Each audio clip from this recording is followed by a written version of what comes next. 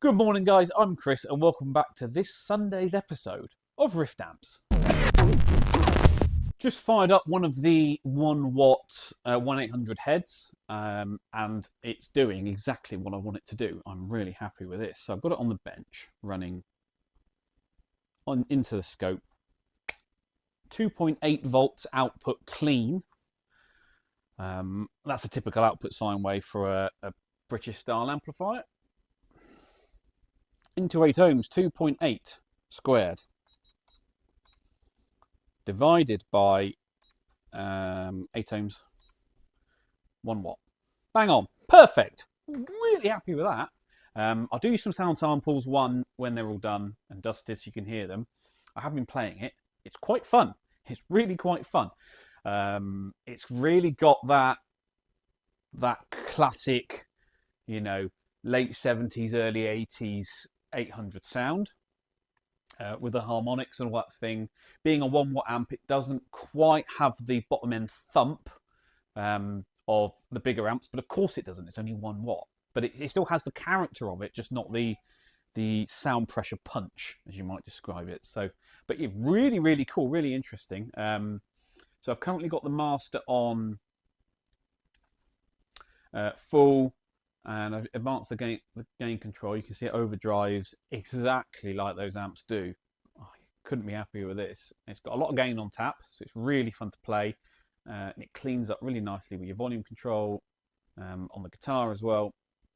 All the other controls work fine. Apart from the presence control, it's not quite as responsive as I'd like it to be, so I've got some tweaking to do. Tone stack's great though. Treble control. And all the other bits and pieces. It all seems to work great. So super happy with the way this thing has turned out so far. Yeah, really happy with it. So I've got to carry on and do some final bits of tweaking. Biasing it was fun because obviously it's well, not obviously, you don't know, but it's ECC 82 a dual tribe that I'm using as in push pull in the output stage. The maximum plate dissipation on those is 2.75 watts. So I'll show you where we ended up. So I'd originally selected an 820 ohm bias resistor just to get me in the ballpark. And once I had this thing up and running, we were running at 116% of max. So I've just increased it to a 1K. It actually measures 988, which put us at 100.5%. So bang on, perfect. Really happy with that. Being that it's a triode, there is no screen grid to worry about, so we haven't got any screen current to go on. But yeah, it's running great. It does sound great, and it plays well. I'm really happy with the way it's turned out.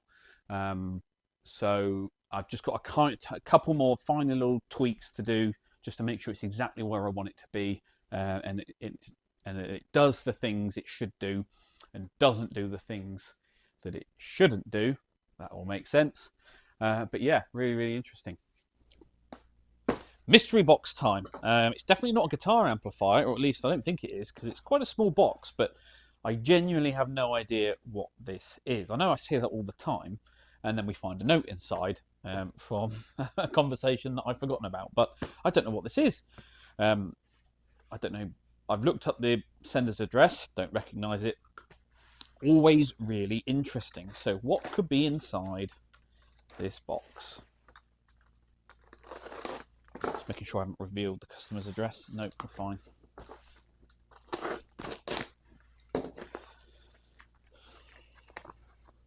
Ooh. Ooh. That looks like a big old box of valves to me. Here's the note. Hi, Chris. I'm having a clear out of my odds and sods from many years of collecting, repairing, and playing in various bands since the late 50s. I watch your channel with great pleasure as it brings back memories of the soldering iron and burn marks on my fingers.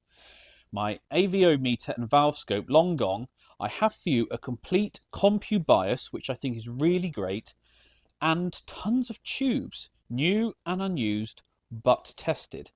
Plenty of 6L6, 6V6, 5881, EL84. I still have a tube amp, so kept one set of tubes for that. The name of the guy who I met was Ainsley. Ah, okay.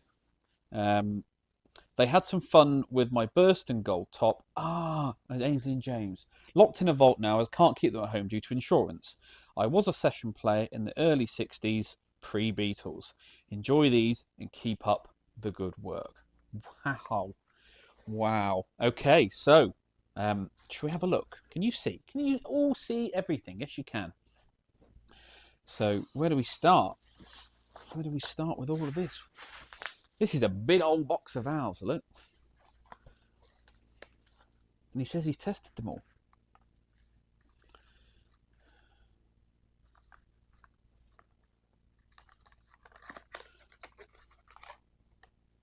(6L6), TAD 6L6.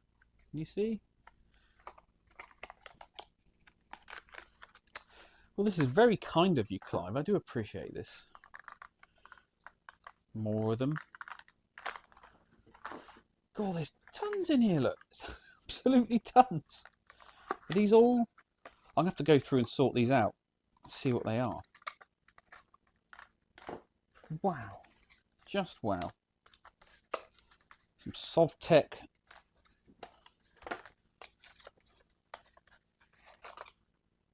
Five 588-1s with a wafer bases. Russian made. Cool. It's like a late birthday present. There'll be some EL84s. Apex matching. I assume these are JJs if they're in JJ boxes.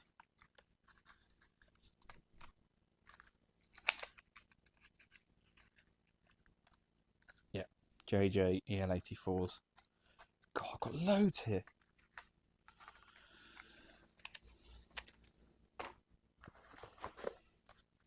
More Sovtechs.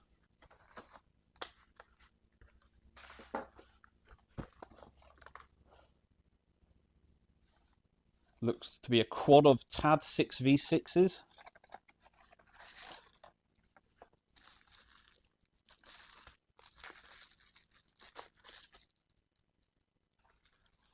Can you see? Am I showing you off? Yeah, you can. Wow, look at that. Really cool.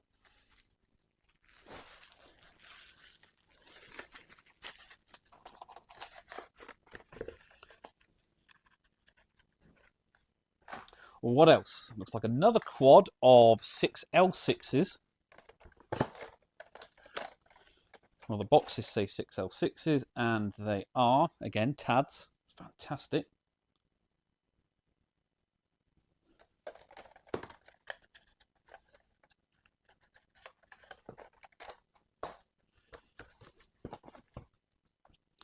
Five 588-1. 588-1.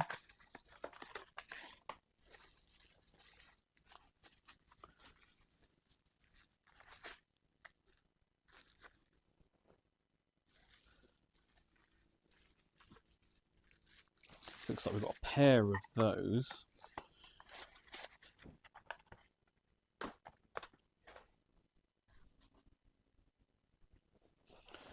Okay, what have we got in here then? Ah, the CompuBias. Serial number 21319-414. Instruction manual, CompuBias. Automatic vacuum tube bias and balance meter. Operation guide. Wow, look at this. This is fantastic. I don't think I've heard of the CompuBias. CompuBias features and options can be used on fixed bias, adjustable bias, that's the same thing, or cathode biased amplifiers. Instantly indicates balance of output tubes, instantly indicates total power dissipation in watts, that's clever, requires no additional measurements or calculations. CompuBias, connect up to 2 pins, 9-pin and octal, or the wattage probe concurrently displays. Wow, look at this. Well, we're going to have to test this out, aren't we? Let's have a look at it then. So here's the unit.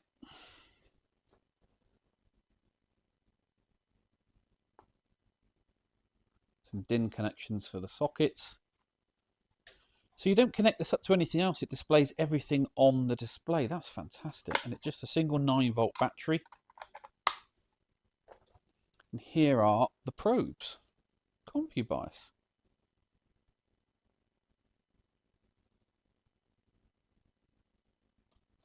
These are in fantastic condition. So that's his original purchase invoice. So we bought it 2009 and he paid $260. Plus he would have paid import duties and taxes when he bought it. So that's one hell of a gift. Thank you, Clive. That's amazing. Wow, very lucky. Okay, so I think we need to test this thing out, don't you? We'll get an amp. We'll do our in-circuit measurements and then we'll plug this thing in and see how it compares. This is a non-mystery box because I know what's inside this. One of my customers who owns a PR18, unfortunately, when he was returning home from a gig one evening, the amp fell out of the van, about 1 metre drop he estimates, and it fell really awkwardly onto a hard surface. Damaged the cabinet, it damaged the speaker, which was a vintage Celestion that he'd installed in it, and I think there were a couple of valve smashes as well, so it went through the wall. So he's managed to claim on his insurance and they paid for a new cabinet, the repair of the speaker, but what he's done is he sent to me the chassis, which is in here, for me to give it a good going through, make sure it's okay. He says it is making some crackles and things, so he wants me to check all the vital bits and pieces, make sure that it's okay. I've got the new cabinet here, so I'm going to, once I've fully serviced the amplifier, make sure it's all good, giving it a clean bill of health, gone through it all, going to install it into his cabinet, into the new cabinet for him, and then ship the whole thing back to him. PR18 chassis strap, so it's got the hardware in there. Good news, so I don't have to supply new ones. Let's get this thing unboxed. Valves as well. We've had a good run of packaging jobs lately from customers. Nothing turning up in a bin bag, which has happened in the past. People actually taking care of their stuff. Interesting. Inspecting the valve sockets. This is when I was using the ceramics all across the board. Can't see any cracks on this side. When these things take a drop, there is always a small risk that the ceramic sockets can crack. It's very rare, so don't be worried about it. But sometimes once you can see amplifiers when they've had a really big awkward drop, you'll see that one of the sockets has got a crack in it, and then you've got to swap it out. Thankfully, it's not difficult to do. IC socket, half power switch. So maybe it is a slightly late. Well, I don't know actually. Maybe I added that after the fact. Can't remember now. So he's got black panel with brown knobs on. That's an interesting look. I don't mind that. Right, anyway, going to get this thing serviced. Right, service on the PR18 is now all done. I've been through it. I did have to replace the V1 socket. The other one was unfortunately, see they're these two-piece ceramic designs and they just get loose and they start to move around and it's a nightmare. So I've put new belting in that one. The other three were okay. I've gone through everything else. It's running a really nice old set of RCA 6V6s. And I had it up on the bench, all running fine, no issues. And I've taken my bias measurements as I normally do. I've got a 1 ohm resistor on the cathodes. And so what we do is we measure, I've got each valve here, anode to cathode voltage, 404 and 406. Measure the screen voltage as well, just to check that it is lower than the anode. Measure the voltage across the 1 ohm cathode resistors, gives us 26.2 milliamps on this side and 20.9 on this side. So they are just on the borderline of being mismatched. So 5 milliamps is really the maximum. But you can smudge that a little bit if in the amp itself they perform fine. So you times that in amps, you convert that to amps, and then times by your anode to cathode voltage means this side was 10.58 watts, and this side is 8.48. So we've got 88% and 70% respectively. So, you know, they are a little bit further apart than you usually want them to be. But actually they sound great. So anyway, they're the bias measurements as it is. I haven't adjusted the bias at all. So I thought what we'd do is, I've also got the CompuBias connected up, 2 bias probes that go to the unit, and we'll see if that agrees with the measurements that I've taken manually. So here are my numbers. Here's the CompuBias. So this is saying 409 volts plate voltage, 408, 410 each side. Okay, it's gone up slightly since I probably measured them. We've got a cathode current of 25 on one when I measured 26 and 20 on the other. Okay, close enough. And this is saying 10.1 watts on that one and 8.1 on the other. So it's close. The problem is there's been 20 minutes since I took the 2 different readings. So there is a slight change, but it is close, isn't it? It probably could be trusted, and I would be happy to trust that compared to taking your measurements manually. So it might be, in fact, it's a very good tool. And I did read the manual, and that figure there, or your current reading, is the same as I do it. So it includes the screen current. So you're always biasing on the slight safer side of things. So yeah, very cool piece of gear, really easy to use. You stick the battery in the back. When you connect up probe number 1, it switches itself on. I'll show you what that looks like.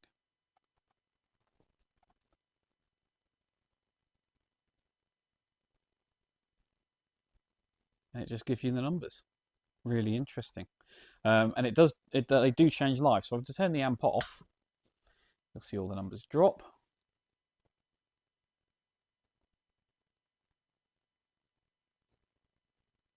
And if I turn it back on, they all jump back up.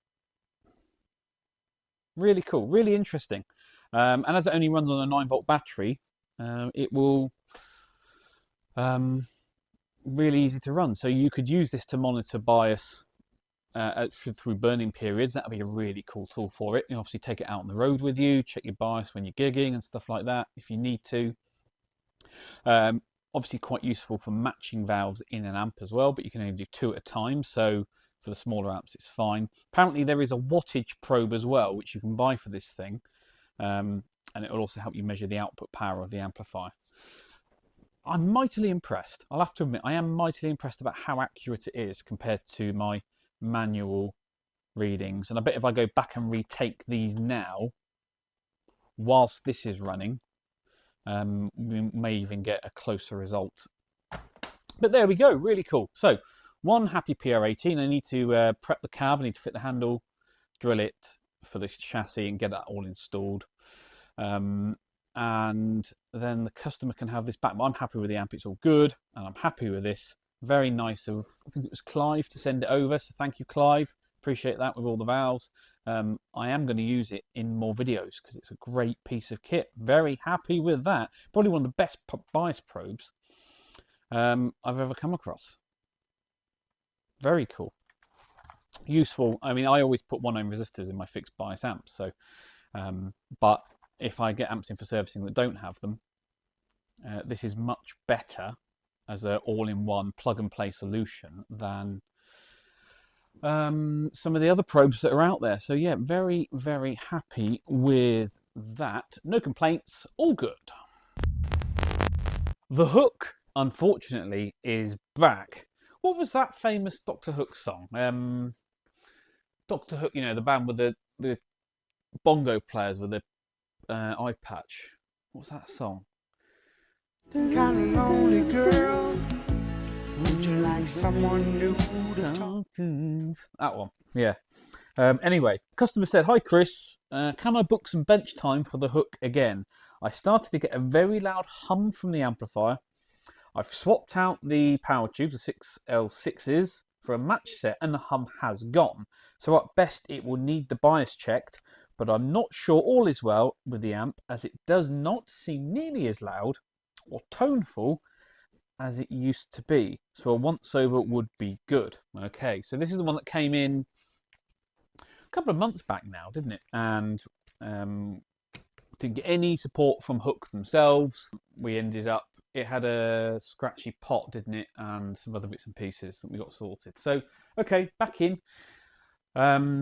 So he has provided the old 6L6s, so we can do some testing, see what's what, find out why these ones hum and the one in the amp doesn't. We'll give it a bit of a play test, a bit of a check over on the scope, see if there's anything going on.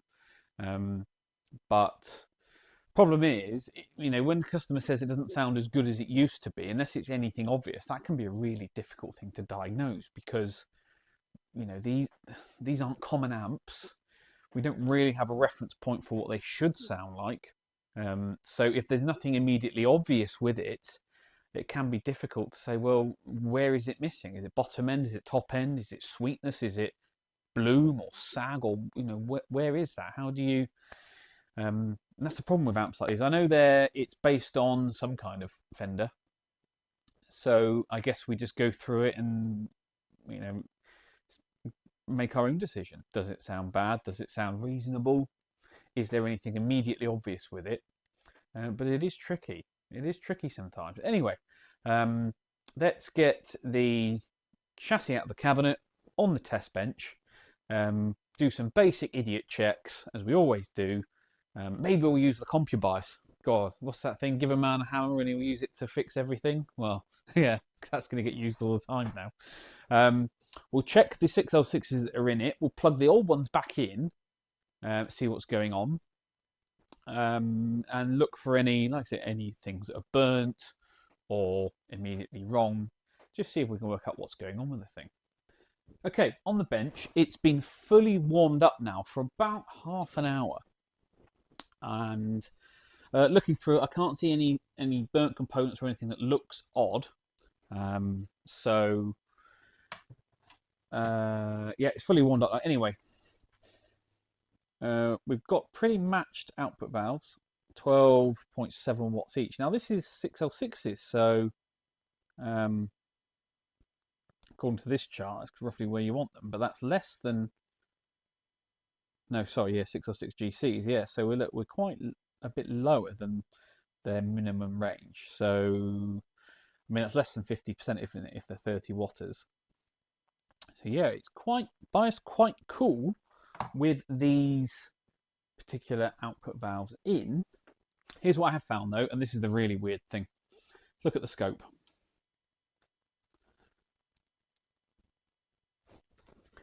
So we're injecting into the, as usual, front end of the amp. You can already see we've got quite a mismatched sine wave there. See how the top half looks regular, but the bottom half has got this really strange. It's not symmetrical, is it? And if we drive it even more, you can see that's not looking good. So this is saying 27.8 milliamps through that one. Yeah, that matches up. And this one is the same. Okay, so the voltages on the output stage confirm what the CompuBias says. So we know they're good. So why have we got a difference in output from the valves? Well, let's follow the signal path back. So I'm just trying to think how I can explain this to you in a better way.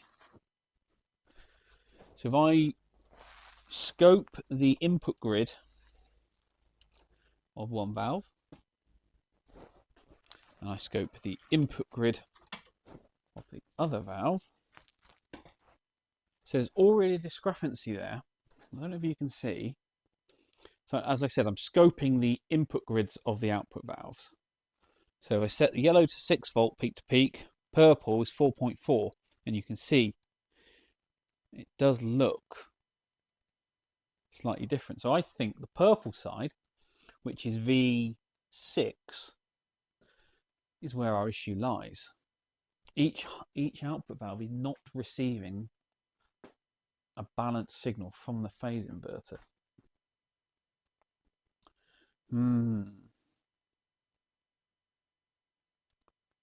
So which will be our phase inverter valve? It'll be V5. I think it will be V5. If I pull V5, ECC83, our signal drops. Pop it back in.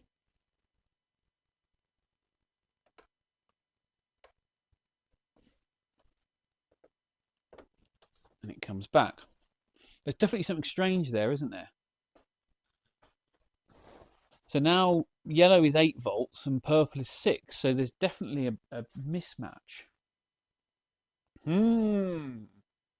Not a healthy amplifier at all. What's happened there then? Well, I'm going to keep doing some investigation and come back when I found something tangible. Just while I'm here, I should also say that the output power of the amp, as we're measuring it on the scope, as you can see, it's asymmetrical, but we're only getting 8 volts. 8 times 8 is 64, divided by 8 ohms. It's only putting out 8 watts. It's seriously down on power. Seriously down. So yeah, customer complaint really confirmed. This amp does not sound as good as it used to. It's not performing as it should do. That's pretty obvious. So yeah, I'm going to keep going through it, see if we can find out what's going on. If I find anything interesting, I'll switch the camera back on and show you. Back measuring on the input grids to the output valves, and the difference has become more exaggerated now. I haven't really done anything to the amp, but we're getting 21 volts peak to peak on the yellow, but 14.5 on the purple. This thing is not happy. Quick update. So I haven't really had to go far in the amp. The output of the phase inverter is this unbalanced, I should say, sorry, as we saw. But the input of the phase inverter, both sides are the same. So the input to the phase inverter is not where the issue is. No, sorry. You can see we've still got this weird sine wave going on. That's what I was trying to say to you. So the signal going into the phase inverter is asymmetrical.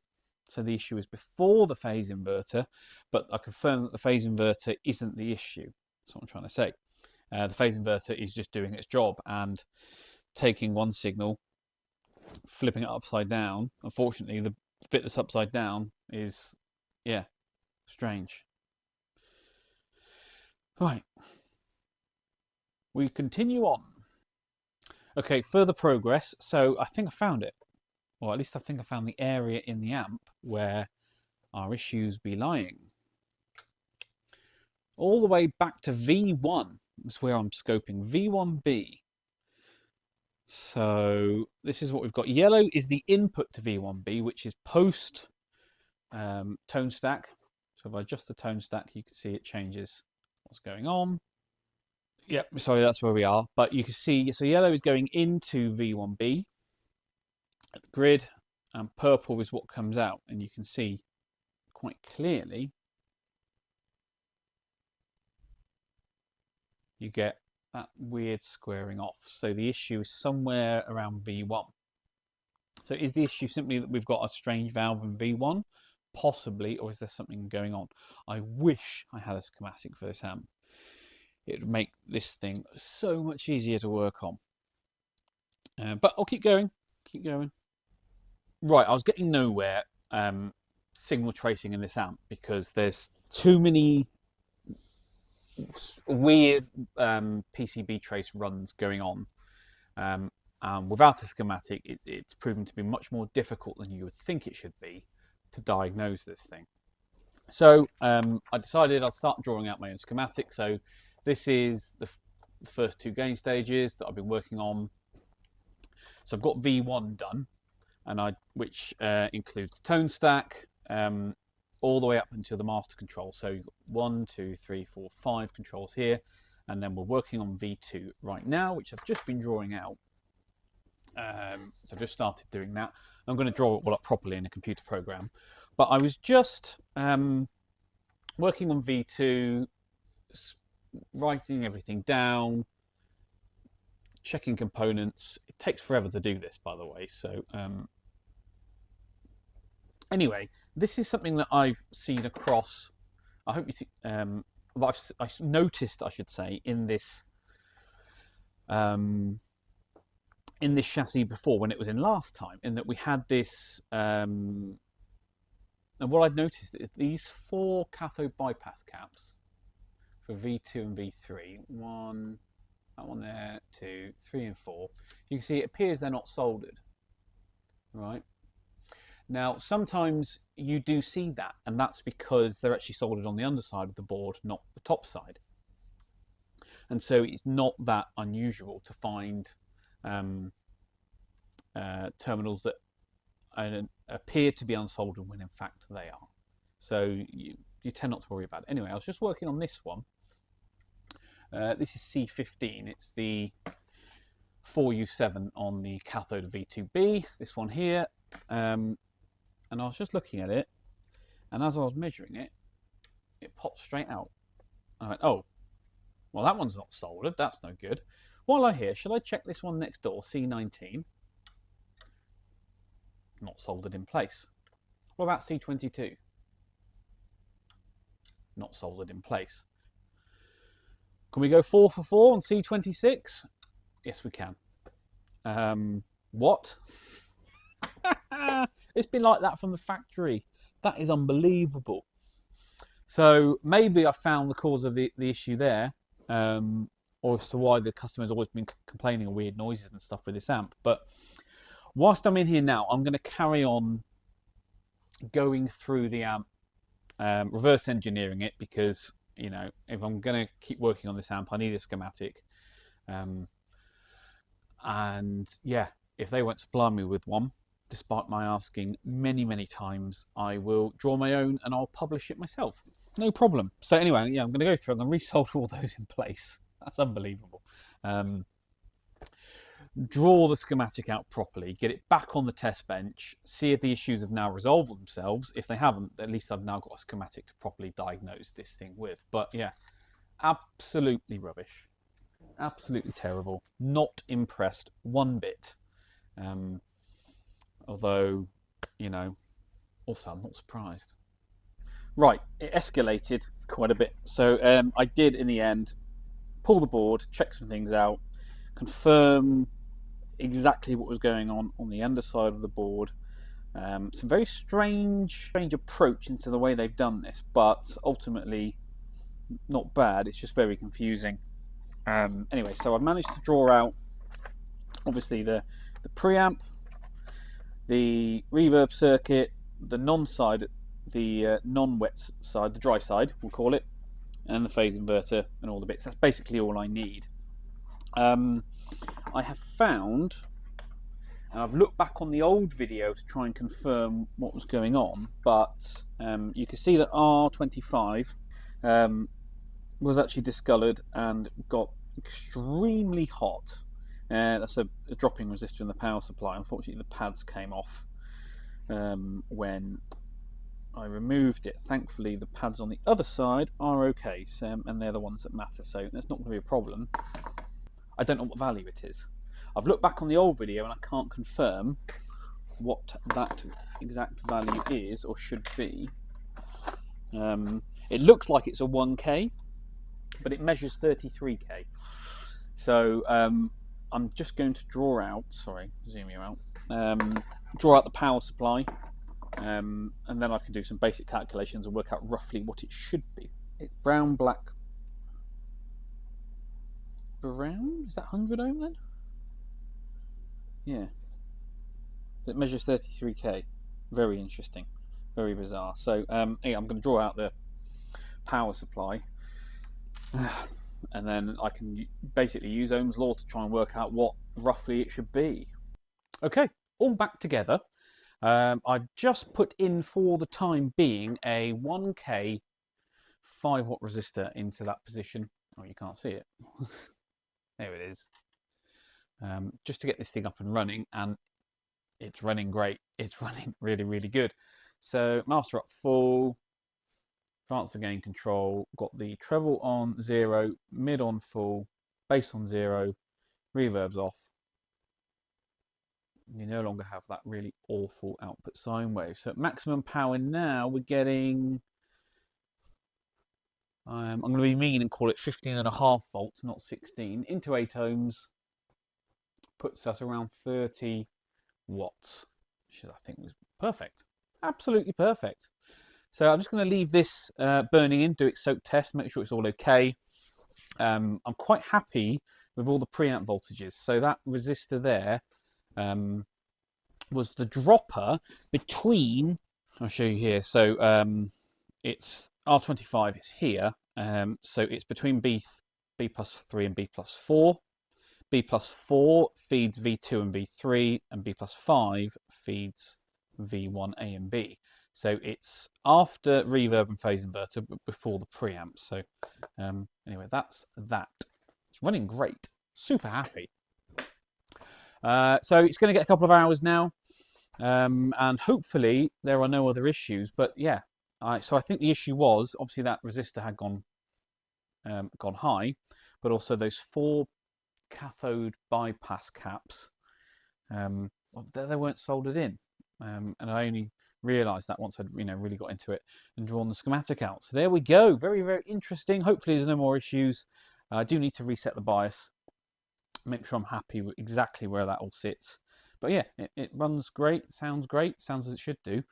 And yeah, I think the customer is going to be very pleased.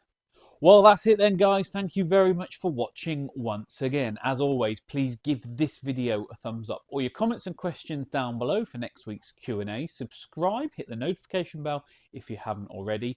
If you're feeling super generous, you can join the channel like these guys have, and I will catch you all at the next one.